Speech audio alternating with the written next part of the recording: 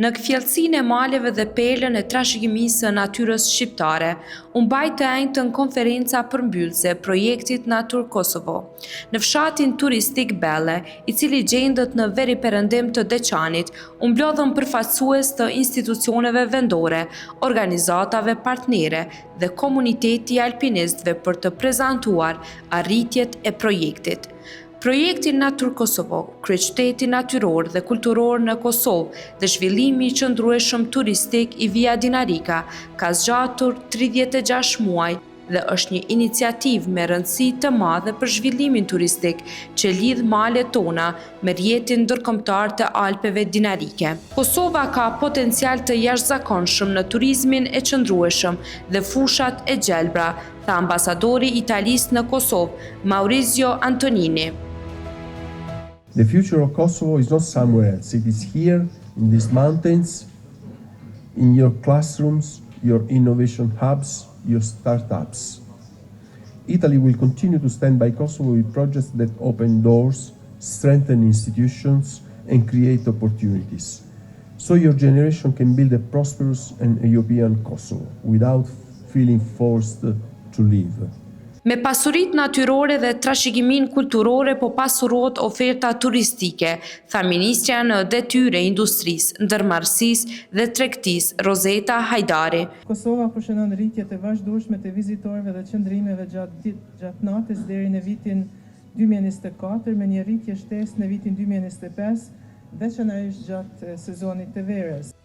Numri i vizitorëve është dyfishuar që nga viti 2019 dhe vazhdon të rritet kryesisht nga turistët ndërkombëtar. Në këtë rast, dua t'ju njoftoj se nga Ministria e Industrisë, Ndërmarrësisë, Tregtisë, përveç që finalizuam strategjinë për turizmin dhe një ligj të rëndësishëm për turizmin i harmonizuar plotësisht me direktivat e Bashkimit Evropian, duke siguruar standarde të larta të sigurisë, cilësisë dhe mbrojtjes të konsumatorit. Ne tani kemi arritur që Kosovën ta përfshim edhe në planin e rritjes për Ballkanin Perëndimor. Me një buxhet prej 1.8 milion euro, ky projekt ka restauruar dhe shënuar shtigjet duke mbështetur bizneset turistike në Pej, Deçan e Junik dhe ka ndërtuar kapacitete vendore duke forcuar shërbimet e kërkimshpëtimit, po ashtu ka promovuar pjesëmarrjen gjithëpërfshirëse të rinjve dhe grave. Ky projekt 36 mujor u financua nga Agjencia Italiane për Bashkëpunim Zhvillimor në bashkëpunim me Ambasadën Italiane në Kosovë. Fal këtij bashkëpunimi, shërbimi i kërkim-shpëtimit të Kosovës është bërë një pikë referente në rajon, ka thënë udhëheqësja e përkohshme e zyrës së Agjencisë Italiane për Bashkëpunim dhe Zhvillim Zyra në Tiranë, Leticia Fiscione. A project that has not only strengthened sustainable tourism and environmental protection, but also built enduring bonds among institutions, partners, and people. Thanks to this cooperation, the Kosovo Mountain Rescue Service has become a reference point in the region, so much so that it is now called upon to provide assistance even across the border in Albania.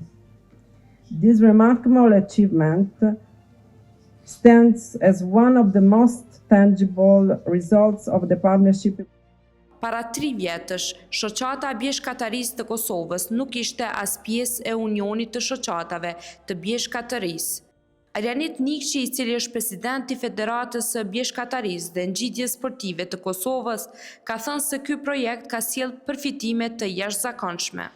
Trajnimet profesionale të organizuara për ekipet tona kanë rritur nivelin e përgatitjes teknike, kanë përmirësuar aftësinë tonë për reagimin në situatat emergjente dhe kanë forcuar kulturën e sigurisë në komunitetin malor.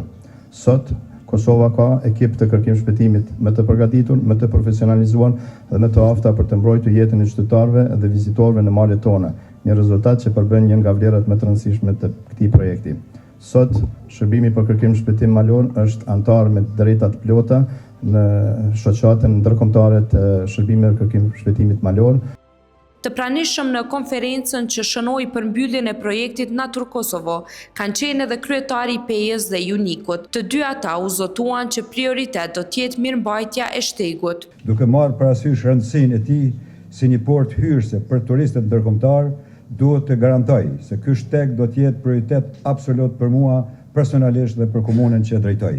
Ne do të angazhohemi me përkushtim maksimal për zbatimin e plotë të detyrimeve që dalin nga ky memorandum. Shpresojmë që të vazhdojmë bashkëpunimin edhe më tutje dhe mirëmbajtjen e këtyre shtigjeve. Udhëhecësit të këtyre dy komunave dhe presidenti i Federatës së Bjeshkatarisë dhe Ngjitjes Sportive të Kosovës kanë nënshkruar memorandumin e bashkëpunimit për mirëmbajtjen e shtegut Via Dinarika. Por çfarë është me rëndësi dhe çka saktësisht ka parapar projektin Natur Kosovo? Gruaja nga Kosova që la gjumë të pashlyeshme në historinë e alpinizmit tregon për punën e madhe që është bërë përgjatë këtyre muajve. Via Dinarika ka ekzistuar si shteg për shumë vite në Ballkan edhe në Kosovë. Mirë, po mundem të thonë që ky është projekti vetëm dhe është raport. Jo pse UTL Foundation, organizata e cilën unë menaxhoj, ka qenë pjesë e projektit, po për faktin që me të vërtetë kemi punu tepër shumë për me pru në fund shtegun të kompletuar, jo të kompletuar në aspektin e markimit shtigjeve tjera, mirë po dhe promovuar në përmjetja ndërkombëtare, kemi kriju webfaqe, kemi bërë guidebook, kemi lancuar hartat. Tash të gjitha informatat janë të hapura për të gjithë njerëz, me i marrë edhe me dalë me ekskludu shtegun. Përveç të tjerave, projekti ka ndihmu edhe zonat lokale, ka ndihmu shtëpitë guest houses ose shtëpitë e mikpritjes, ku nëpërmjet granteve të vogla do të kemi ndihmu këto për me rrit kapacitetet e tyre. Alpet Dinarike janë një vargmal që shënon thelbin e Ballkanit. Rëndësia e projektit Natur Kosovo apo Via Dinarika Kosovo është i shumëanshëm, edhe shumë me benefite shumë të mëdha për Kosovën, për arsye se e lidh e bashkon Kosovën me shtegun e mirënjohur Via Dinarika, i cili i bashkon shtetet e ish Jugosllavisë, do të thotë është një shteg që fillon në Sloveni, në fakt në Trieste dhe përfundon në Maqedoni. Dhe Kosova tani është ndërhidhur që ka më ndikuar shumë promovimin e turizmit në Kosovë. Natur Kosovo është një nga nismat e shumta italiane që janë realizuar në Kosovë. And this is really one of the most important because there's an historic presence of Italy in this area. There's the biggest Italian military base in Veia, which has played a very important role not just in the stabilization of Kosovo, but also in bringing development and opportunities to this area. And so this is just in line with all that the Italian government has been doing in these past 26 years. Ky projekt i cili forcoi turizmin e qëndrueshëm dhe promovimin e mbrojtjes së mjedisit nuk përfundon me kaq. We will continue to support Kosovo in this specific sector, in the environmental sector and the sustainable tourism, with another project that will be, it's currently in the exemption phase, that is called Shar Dinarik. And this other project is in the Shar Mountains, so it will be implemented between Kosovo and North Macedonia.